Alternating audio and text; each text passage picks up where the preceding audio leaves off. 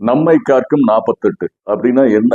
இது ஒரு அற்புத மருத்துவ திட்டம் தமிழ்நாடு அரசாங்கம் செயல்படுத்தி கொண்டிருக்கிறது. 4-5 வருஷமா அந்த திட்டம் இருக்குது. பெரும்பாலான மக்களுக்கு இது தெரியாது. இது ஆக்சிடென்ட் ஆனவங்களை ஹாஸ்பிட்டல்ல கொண்டு போய் சேர்த்துறோம் இல்லையா, அந்த 48 மணி நேரத்திற்கு என்ன செலவாகுதோ அப் டு 2 லட்சம் ரூபாய் வரை தமிழ்நாடு கவர்மெண்ட் கொடுக்குது.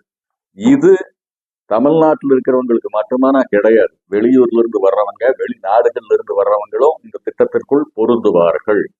இப்போ ஆக்சிடென்ட் ஆனவங்களை கொண்டு போய் ஹாஸ்பிட்டல்ல சேர்த்துறாங்கல்ல, அவங்களுக்கு 5000 ரூபாய்.